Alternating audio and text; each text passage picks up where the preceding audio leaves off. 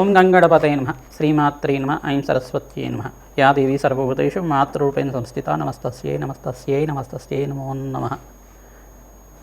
క్లీం కృష్ణాయ గోవిందాయ గోపీజనవల్లభాయ శ్రీకృష్ణ పరబ్రహ్మణే పరంజ్యోతిషే నమో నమః. శ్రీకృష్ణ పరమాత్మనే నమో నమః. ఓం నమో భగవతే మేధా దక్షిణామూర్తే మహ్యం మేధాం ప్రజ్ఞాం ప్రయచ్చ స్వః. క్రీం క్రీం మహాకాళికాయ నమో నమః. శ్రీరామ జయ రామ జయ జయ రామ రామాయ నమో నమః. ఓం నమో భగవతే అరుణాచలేశ్వరాయ నమః. ఓం శరవణ భవాయ నమః. యూట్యూబ్ ప్రేక్షకులందరికీ కూడా నమస్కారం అండి. నేను పాలపర్తి గురునాథ శర్మ జ్యోతిషం వాస్తు సిద్ధాంతిని. ఈ రోజున మనం చెప్పబోయే టాపిక్ ఏంటంటే ప్రధానంగా రాహుకేతుల యొక్క ప్రభావం అంతా కూడా కాలసర్ప దోషాలు మేషాది ద్వాదశ రాశుల వాళ్ళకి జన్మలగ్నవశాత్తు జన్మజాతకం ప్రకారంగా ఏ రకంగా వర్తిస్తాయి. అందుకు కాలసర్ప దోషాలు అనేది అందరు కూడా చెప్తూ ఉంటారు. ప్రధానంగా జన్మజాతకంలో సంతానం అనేది ఆలస్యమైనప్పుడు కానీ, వివాహం ఆలస్యమైనప్పుడు కానీ, పితృదోషాలు ఉన్నప్పుడైనా కానీ, ప్రధానంగా ఆర్థికంగా ప్రతినిత్యం కూడా ఆర్థికంగా అనుకున్న స్థాయితో ఎదుగుదల లేకపోవడం కానీ, అనేది ఫైనాన్షియల్ గ్రోత్ అనేది కరెక్ట్ టైంలో లేకపోవడం కానీ, బిజినెస్లో లాస్ రావడం కానీ, బిజినెస్లో అంతా కూడా ప్రాఫిట్స్ రాకుండా మీరంతా కూడా షట్ డౌన్ చేయడం కానీ, ఇదంతా కూడా కొన్ని కాలసర్ప దోషానికి కారణమవుతుంది. ప్రధానంగా చూసుకుంటే ప్రతినిత్యం కూడా ఈ యొక్క జన్మజాతకం వశాత్తు లగ్నాన్ని ప్రధానంగా చూసుకొని జాతకాన్ని అంతా కూడా విశ్లేషణ చేయించుకోవడం వల్ల జ్యోతిషంలో మీకు అంతా కూడా పరిష్కారం జరగడానికి ఆస్కారం ఉంటుంది. ప్రధానంగా దత్తనాడి ప్రకారంగా అయినా కానీ, ఈ యొక్క గోచారీత్యా జాతకరీత్యా కానీ, ప్రధానంగా మీకు జన్మజాతకంలో ఉండే గ్రహాల యొక్క ప్రభావమే ప్రధానంగా ఉంటుంది. ప్రధానంగా జాతకరీత్యా చూసుకుంటే లగ్నము, పంచమ స్థానము, చతుర్థ స్థానము, మరియు సప్తమ స్థానము, అష్టమ స్థానము, నవమ స్థానము, దశమ స్థానము, ద్వాదశ స్థానంలో అంటే ద్వాదశ స్థానం అనేది మన వ్యయస్థానం అంటారు. ఈ స్థానాల్లో కనుక రాహుకేతులంతా కూడా సమసప్తకాల్లో ఉంటారు. ఎప్పుడైనా కానీ అపసవ్య దిశలో వాళ్ళంతా కూడా భ్రమణం అనేది ఉంటుంది. ప్రధానంగా చూసుకుంటే రాహుకేతులంతా కూడా ఛాయాగ్రహాలుగా చెప్పడం జరుగుతుంది. సర్పజాతికి చెందిన గ్రహాలుగా, సింహికా గర్భ సంభూతులుగా చెప్పడం జరుగుతుంది. ప్రధానంగా రాహుకేతులంతా కూడా మోక్ష జ్ఞానాన్ని ప్రసాదించడానికి, కర్మఫలదాన్ని అంతా కూడా అనుభవించే విధానికి చేయడానికి ఈ యొక్క కర్మఫలదాతలుగా చెప్పడం జరుగుతుంది. ప్రధానంగా రోగకారకులుగా కూడా చెప్పడం జరుగుతుంది. ప్రధానంగా చూసుకుంటే జన్మజాతకమే ప్రధానమైన జాతకంగా ఉంటుంది. కావున వివిధ జాతకాల్లో ఉంటే ఈ యొక్క ప్రతి ఒక్క నవగ్రహాలన్నీ కూడా రాహుకేతు మధ్యలో అంతా కూడా స్తంభంలో ఉంటాయి. కనుక లగ్నం నుంచి అయినా చూసుకోవచ్చు, రాశి నుంచి అయినా చూసుకోవచ్చు. ఎక్కువ గ్రహాలన్నీ రాహుకేతుల యొక్క మధ్యలోనే ఉంటాయి. కనుక ప్రధానంగా ఈ స్థానాల్లో కనుక ఉంటే రాహుకేతు మధ్యలో ఎక్కువ గ్రహాలన్నీ కూడా మధ్యలోనే ఉంటాయి, స్థిరంగా ఉంటాయి. దాన్ని కాలసర్పదోషం అంటారు ప్రథమంగా. అయితే పంచమ స్థానంలో రాహు ఉండి, అంగారకుడు ఉండి, లగ్నవశాత్తుగా ఉండి, మళ్ళీ సమసప్తకాల్లో అంతా కూడా రాహుకేతులు అంతా కూడా స్థిరంగా ఉంటారు. కావున దాన్ని కూడా ఏంటంటే కొన్ని రకాలుగా కాలసర్ప దోషాలు అనేది వర్తిస్తాయని చెప్పేసి చెప్పుకోవడం జరుగుతుంది. ఆ జాతకం చూస్తేనే కాకుండా కొన్ని ప్రశ్నలు అనేది యజమానిని అడిగి తెలుసుకోవాల్సి ఉంటుంది. అంటే మీ పూర్వీకులు ఎవరైనా కానీ పూర్వీకులు అందరూ కూడా వ్యవసాయం చేసేవాళ్ళుగా ఉంటారు. వ్యవసాయంలో చేసేటప్పుడు అనుకోకుండా సర్పానికి ఏమైనా హాని చేయడం కానీ, అనుకోకుండా సర్పం ఇంట్లోకి వచ్చిందంటే దాన్ని ఊరు బయట తీసుకెళ్ళి చంపడం అనేది చేస్తూ ఉంటారు. అంటే దోషం అనేది సర్పదోషం అనేది వర్తిస్తూ ఉంటుంది అక్కడ తెలియకుండా. అంటే ఆపద్ధర్మానికి మన ప్రాణాలను రక్షించుకోవడానికి కొంతమంది ఈ రకంగా చేస్తూ ఉంటారు. అంటే సర్పజాతికి చెందిన అంటే దేవత సర్పాన్ని కనుక హాని చేస్తే దాని దోషం అనేది సర్పశాపం అనేది వర్తిస్తుంది. కానీ ఇంట్లో పుట్ట ఉండడం, కొంతమందికి ఇంట్లో ఆ వాల్మీకం అనేది ఉండడం అనేది జరుగుతూ ఉంటుంది. ఇంట్లో పుట్టలు ఉంటాయి. కొంతమందికి మీ యొక్క పొలంలో అంతా కూడా పుట్టలు వెలసడి ఉండడం, దాంట్లో అంతా కూడా సర్పాలు నివాసంగా ఉండడం జరుగుతూ ఉంటుంది. కొంతమందికి ఈ యొక్క పొలాల దగ్గర అంతా కూడా, బావిల దగ్గర అంతా కూడా కొన్ని ప్రాంతాల్లో అంతా కూడా ఈ పుట్టలు అనేది ఉండడం జరుగుతుంది. అనుకోకుండా మీరంతా కూడా దానికి ఏమైనా హాని చేసి ఉంటే కనుక ఇవన్నీ మీరు ఏమైనా ప్రయాణం చేసేటప్పుడు అనుకోకుండా సర్పానికి ఏమైనా హాని చేసి ఉంటే కనుక సర్పశాపం అనేది వర్తించడం కానీ, దీనివల్ల ఏమవుతుందంటే ప్రధానంగా చూసుకుంటే సంతానం ఆలస్యం అవ్వడం కానీ, వివాహం ఆలస్యం అవ్వడం కానీ, కొన్ని రోగకారకత్వాలు ప్రధానంగా చూసుకుంటే అంగారకుడు రాహు కానీ, అంగారకుడు కేతు కానీ పంచమ స్థానంలో కానీ నవమ స్థానంలో ఉంటే కనుక దీనికి ప్రధానంగా చూసుకుంటే సంతాన దోషం అని చెప్పేసి అంటారు. ఈ వంధ్యా దోషాలు అని చెప్పేసి అంటారు. వంధ్యా దోషాలు అంటారు. అంటే గర్భస్థ దోషాలు అని చెప్పేసి అంటారు. దీని యొక్క దోషాలంతా కూడా దోషాలకి ప్రధానంగా చూసుకుంటే ఈ యొక్క పీసీఓడి ప్రాబ్లమ్స్ కానీ, ఈ యొక్క ప్రధానంగా చూసుకుంటే హార్మోనల్ డిసార్డర్ కానీ, ఈ యొక్క పీసీఓసి ప్రాబ్లమ్స్ కానీ, పీసీఓఎస్ ప్రాబ్లమ్స్ కానీ ఇట్లాంటిది అనేది గర్భదోష కారకత్వాలుగా ఉండడం జరుగుతుంది. ఈ యొక్క అంటే స్త్రీలకైతే ఈ రకంగా ఉండొచ్చు.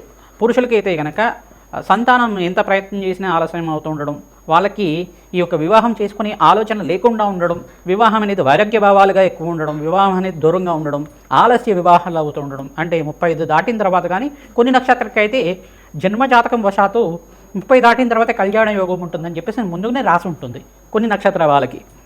అదే కాకుండా జాతకరీత్యా ఉండే గ్రహ దోషము, గ్రహ కారకత్వాలు, సర్పదోషం కావచ్చు, పితృశాపం కావచ్చు, స్త్రీ శాపం కావచ్చు, ఇవన్నీ కూడా కారకత్వాలు అవుతూ ఉంటాయి. దానికంతా కూడా చూసుకుంటే ప్రధానంగా ఇప్పుడు చెప్పుకునేది ఏంటంటే సర్పదోషానికి పరిహారం ఏం చేయాలి, దానికంతా కూడా నివారణ ఏం చేసుకోవాలి అనేది మేషాది ద్వాదశ రాశి వాళ్ళు లగ్న వశాత్తు మీ లగ్నానికి కేంద్రంగా తీసుకుంటే, మేషరాశి వాళ్ళు అనుకుంటే మేష లగ్నం అని చెప్పేసి చూసుకోండి.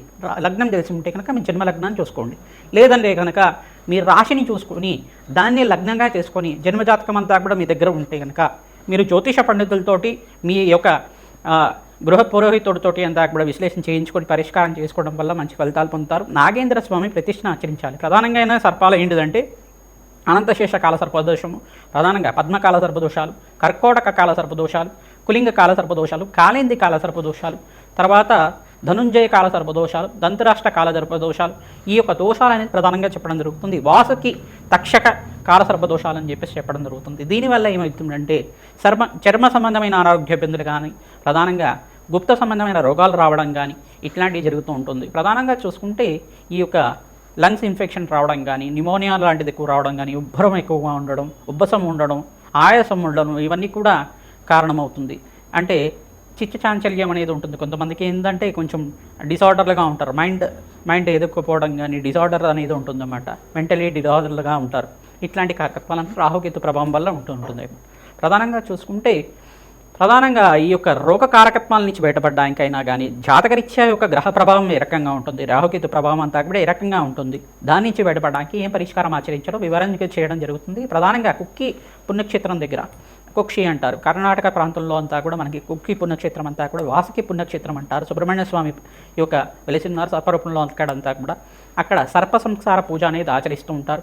తర్వాత వివాహం కోసమైనా కానీ, సంతానం కోసమైనా కానీ, ఆలస్య కళ్యాణాలు అవుతున్నా కానీ ఈ సర్ప సంస్కార పూజ చేయడం, తర్వాత సర్పశాంతి, సర్ప బలి విధానం అనేది చేస్తూ ఉంటారు. అంటే ఇక్కడ విధానం ఏంటిదంటే ఈ యొక్క నక్షత్రాలన్నీ కూడా కారకత్వాలు అవుతుంటాయి. ప్రధానంగా రాహుకేతు నక్షత్రాలంతా కూడా చూసుకుంటే అశ్విని, మక, మూల, తర్వాత ఈ యొక్క ఆశ్లేష, ఈ యొక్క పుబ్బ, ప్రధానంగా చూసుకుంటే కొన్ని నక్షత్రాలు ప్రధానంగా చూసుకుంటే పూర్వభాద్ర నక్షత్రం కానీ ఈ యొక్క నక్షత్రాలంతా కూడా కారణమవుతుంటాయి. స్వాతి, తర్వాత శతభిషం, ఈ యొక్క నక్షత్రాలంతా కూడా సర్పజాతికి చెందిన నక్షత్రాలుగా చెప్పడం జరుగుతుంది. ప్రధానమైన దోషాలంతా కూడా ఈ నక్షత్రాలకి ప్రధానంగా ఉంటాయి. ఈ నక్షత్రాలంతా కూడా సర్పజాతికి చెందినవి కావున ఈ నక్షత్రాలకి జప హోమాది కార్యక్రమాలతో పాటు నక్షత్ర బలిని చేసుకోవడం జరుగుతుంది. ప్రధానంగా ఆశ్లేష నక్షత్రం అనేది ప్రధానంగా, మూల నక్షత్రం అనేది ప్రధానంగా, మకా నక్షత్రం అనేది ప్రధానంగా సర్పదోషానికి కారణమవుతుంది. ఇదొకటే కాకుండా వివిధ నక్షత్రాలకి జన్మజాతకం వశాతంతా కూడా వాళ్ళ యొక్క గ్రహస్థితిని ప్రకారంగా చెప్పడం జరుగుతుంది. నక్షత్ర బలి అనేది ప్రధానంగా చేయించుకుంటుంది. ప్రధానంగా ఈ దోష నివారణకి ఈ సర్ప సంస్కారమే పూజమే కాకుండా దగ్గరలో ఉండే దేవాలయంలో కానీ, పుణ్యక్షేత్ర ప్రాంతంలో అయినా కానీ, నదీ ప్రవాహ ప్రాంతంలో అయినా కానీ సర్పప్రతిష్ఠ నాగుల్ని అంతా కూడా సర్పజాతికి చెందిన జోడు నాగులనంతా కూడా ప్రతిష్ఠ చేయడం, రావి చెట్టు, వేప చెట్టు ఉండే ప్రాంతం దగ్గర ప్రతిష్ఠ చేయడం వల్ల, దానికి ప్రతినిత్యం కూడా మంగళవారం పూట ఈ యొక్క చిమిలిని నివేదన చేయడం వల్ల, నువ్వులు ఉండలేనంతా కూడా నివేదన చేయడం వల్ల సర్పదోష నివారణ కలుగుతుంది, వంశాభివృద్ధి కలుగుతుంది.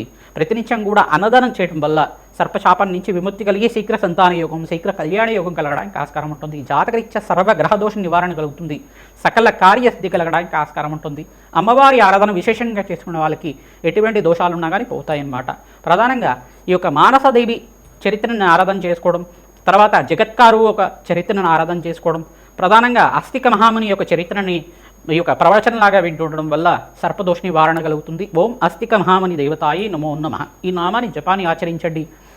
మరి మానసదేవి ఆరాధన చేయడం వల్ల సర్పదోష నివారణ కలుగుతుంది. సుబ్రహ్మణ్య స్వామి ఆరాధన చేయడం వల్ల మీకంతా కూడా సర్పశాపం నుంచి బయటపడడానికి ఆస్కారం ఉంటుంది.